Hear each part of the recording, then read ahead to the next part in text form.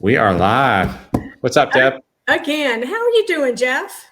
I'm doing all right. Did you have a good Good, Thanksgiving? good. Wonderful Thanksgiving and looking forward to being right in the middle of the holidays. I'm in Pensacola, and every Wednesday night we have what's called the Pensacola Christmas Market, and it's where the whole downtown becomes an open market. And the first one is this Wednesday, so I'm looking forward to that. Oh, that sounds like a lot of fun. Yeah, But what's not fun, Jeff, is the fight over attribution, which is our topic today. that is true. And they're still fighting. It's kind of like what the Hatfields and the It McCoys. is like You the know? Hatfield and McCoys. I feel like there's such a history of mistrust in those organizations where sales, marketing, finance, where everybody's still arguing over attrition. I'm not sure that they'll ever get there without completely blowing up the whole lead generation model in an organization. But that's just my opinion. But let's go back and talk about attribution and why the hell it is still such a big problem. What are your Well, thoughts? and I think I've heard because I'm not in any of these groups like AA or anything, but they always say like the first step, to getting healthy is to admit that you have a problem. Yes, admit I you want to have. start off with a confession because I feel like, at least inadvertently, we spent all these years with revenue marketing and trying to get marketing a seat at the table, and we've been focused on measuring marketing's impact to the business. But I think we also contributed to this attribution problem, because marketers are fawning over themselves, trying to prove their value to the business, that they're chasing this holy grail, called attribution. And the reality is, maybe back when we were first getting going and there was a couple channels, it was easier and there's maybe one or two buyers, but I don't know how you really do it with any high degree of confidence in today's world, unless you truly can literally measure every channel, every touch point. But even then, why?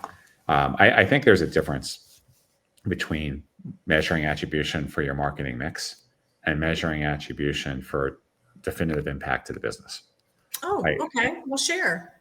Well, I think you can leverage attribution, understand which channels are working better than others, which touch points, which content, which set of tactics, so that you can adjust your cadence and figure out where you're going to spend your media dollars. Yes, I think that's rational.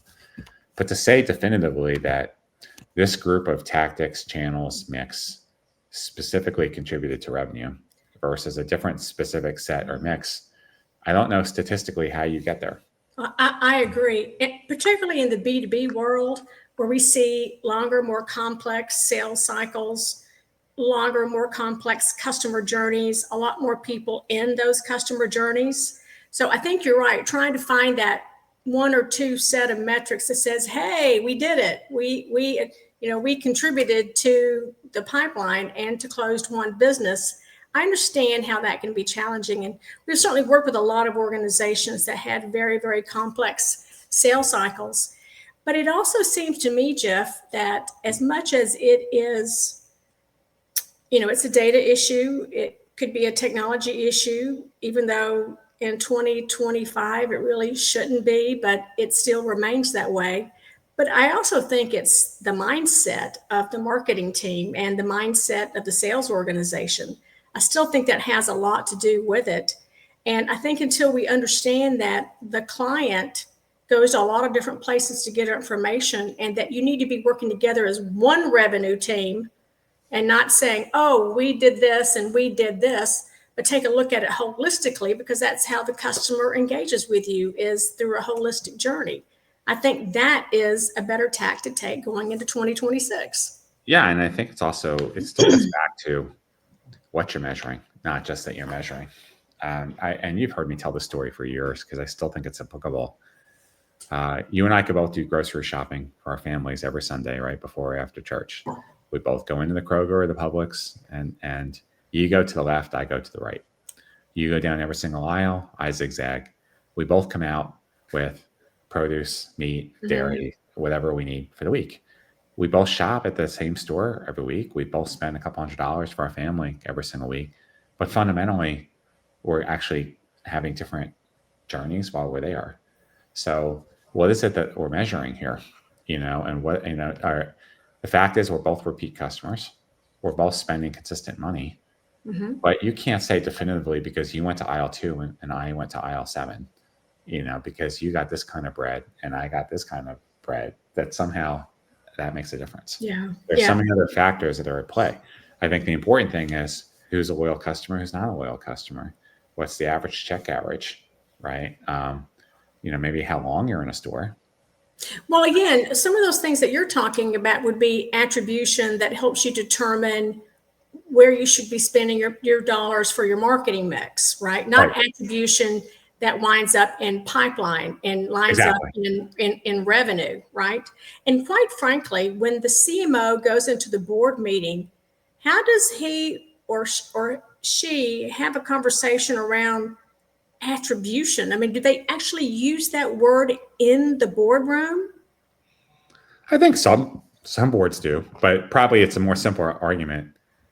Prove to us, what you brought in. I mean, right, wrong, or indifferent. The reason why it still works for sales is sales walks in with a contract. Here's my contract, right? And then they know what the rep salary was, what their quota, what their commission amount was, and they're walking in the contract. It just doesn't work the same for marketing. And again, I think we're not telling you guys not to measure. What we're saying is focusing on your ROI to the business and how much revenue you're getting against your spend is a better and more intelligent use of time and energy for the business. And should you and your team be using other mechanisms to measure your channel performance and campaigns? Of course, but that's not the same data that you walk into a boardroom with. But don't you need attribution in order to get to that ROI?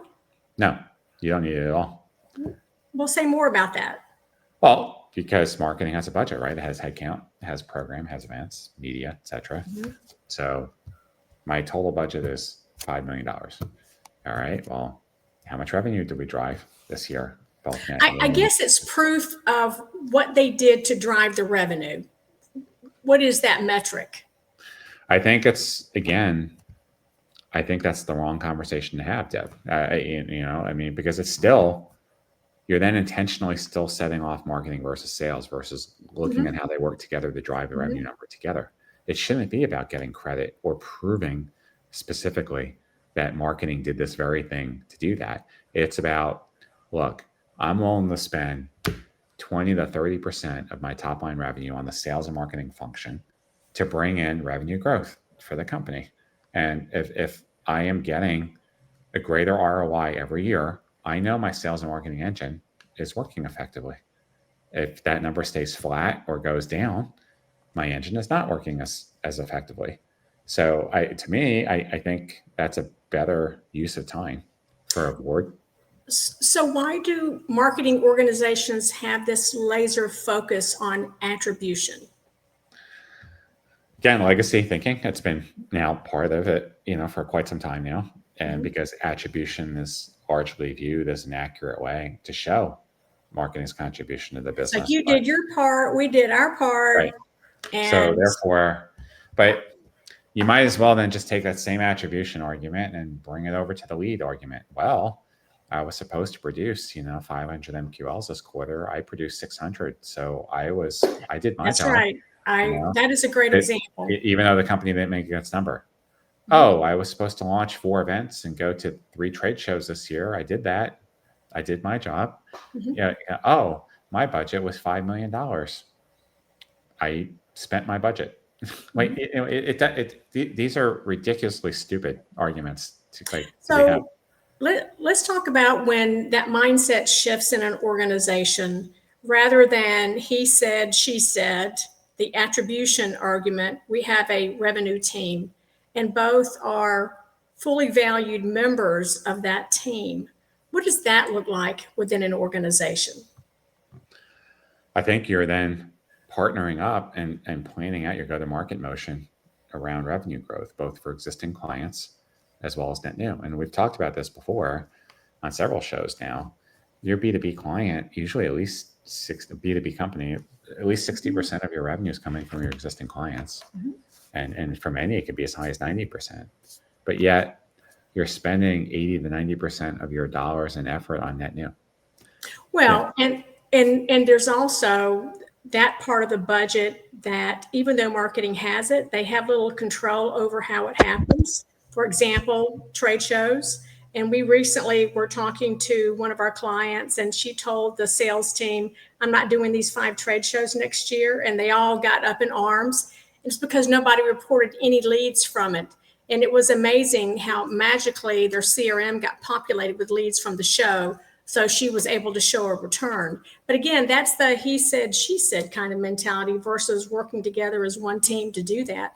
What does it take to orchestrate that kind of team, that kind of collaboration? Well, I think it starts with both the marketing and sales leaders sitting down and willing to work with each other and share goals and efforts. It also takes whoever they're reporting to, which often is the CEO, but not always. But whoever their upline is, saying, we're going to have shared objectives and goals. Because if you're my CMO, Deb, and I have someone else that's my CRO, and you're reporting into me, and I give each of you very different goals. I'm not. No, I'm not talking about. You have to have the same goals. Yeah. Well, I mean, look, there's some things. For example, your CMO, you might have some brand work to do, or you work on something on the website. There are other things a CMO does that don't specifically tie to revenue, but as it relates to growth of the business, let's just say those goals should be the same. I agree. And I shouldn't be giving you a lead number and giving the CRO a revenue number. I should be giving both of you guys the same number to go get, and then having you both be accountable to each other and to me on how you're going to get that number. Right. I remember, you remember, I bought Eloqua at 2004, and that's the first thing that I did. I made 50% of my marketing team's variable comp tied to leads getting accepted and into the top of the pipeline, which wasn't at 0%. It was like 30%. That's how they got 50% of the variable comp. You could hear them screaming from Atlanta to Seattle. They didn't like it. But did it change behavior? Yes, it did. And you're right on a prior comment where you said that attribution is like activity. It's that activity mindset. Well, I gave you the 500 MQLs. I did my job. Or we spent all the money on the trade shows that you wanted. I did my job. And it exacerbates that he said, she said, you do your thing, I'll do mine kind of thinking versus working together as one revenue team. I remember the very first time I heard an organization say, oh no, marketing and sales, we are the revenue team in the company. And I just got like hot flashes. I'm like, that's the most beautiful thing I've ever seen. And it was. And I think if we had more organizations on board with that, and I don't know how you couldn't be on board with that when you understand that so much of the customer journey takes place online. It takes place in a digital world. So the influence that marketing could and should be having, around what they're thinking and the direction that they're going. It's not always about just, the salesperson doing face-to-face or making phone calls. So I agree. This whole argument around attribution is past its day.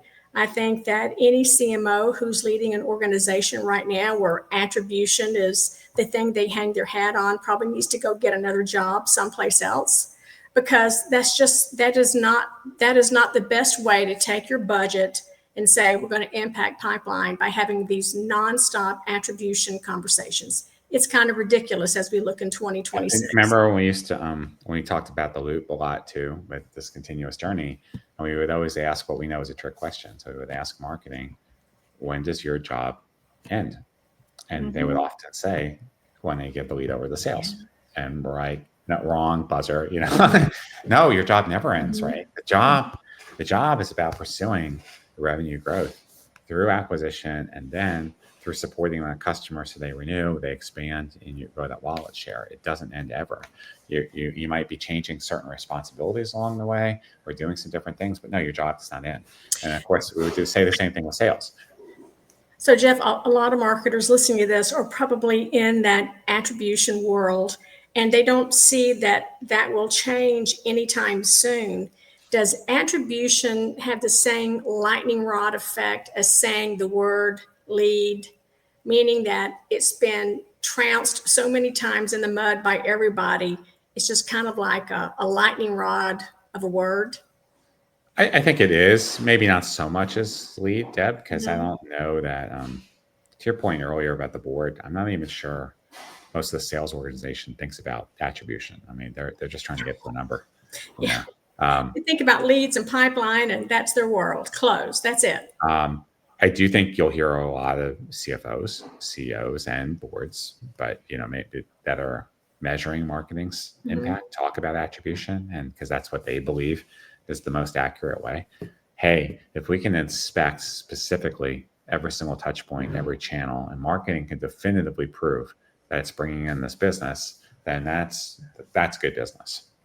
The part about measuring marketing for accountability is good business. Yeah, I agree with that. Everybody should be measured in business. We all have a job to do. But I do think fundamentally that's the wrong approach because you're just almost never going to get there. Now, look, there are exceptions. If marketing is running e-commerce and can track all that business through its commerce platform. It's very clear. It has a very tighter line. It could show really the end to end, from touch points.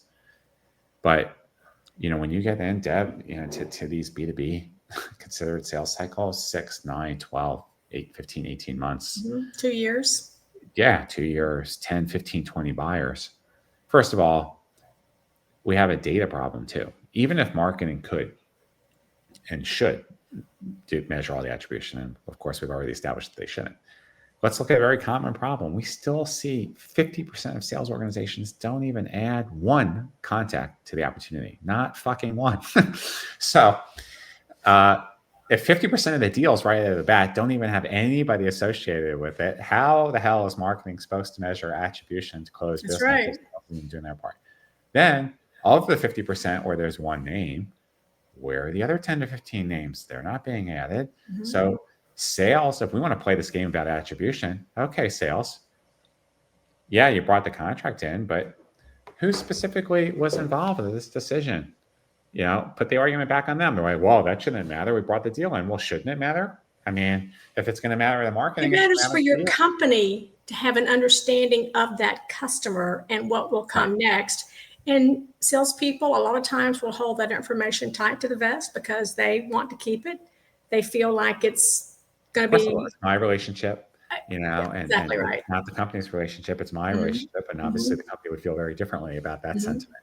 But yeah, look, it's the same thing. So again, marketing has no way to connect any of its marketing activity, even if it was doing everything right. If salespeople aren't going to enter the people that were involved in the deal, how the hell is marketing supposed to make that correlation? So we've been talking about this for years, this one problem, right? And it just gets worse with time. I think the hardest part for us to see is the more things change, the more they stay the same. They do.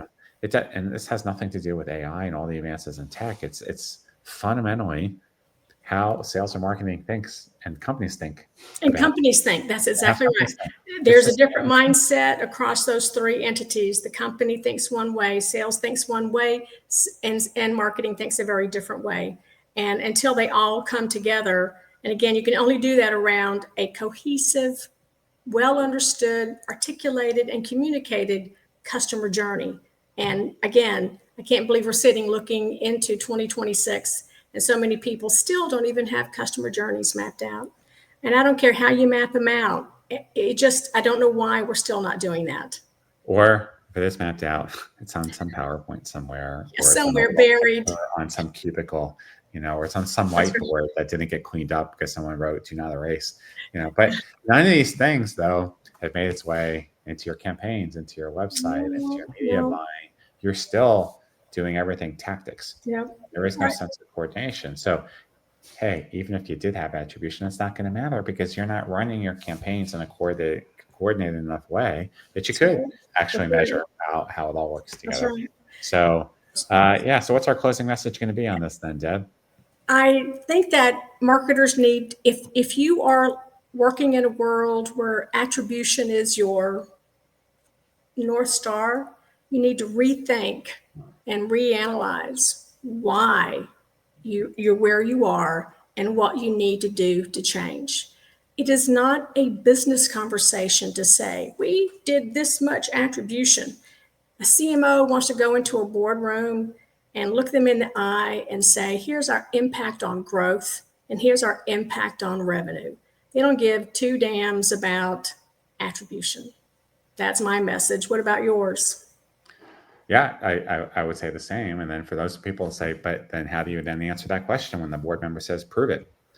And then I go back to that ROI conversation. Okay, last year, this is how much money I had to invest. This is what we did, revenue growth. This year, this is what we've done, quarter over quarter.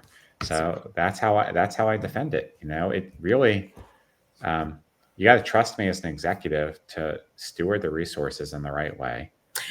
Why do you give a shit about which campaign did what? Does that really matter to you? That's exactly right. And if you do become that steward, you do get 100% say around how your dollars get spent and how your resources get used.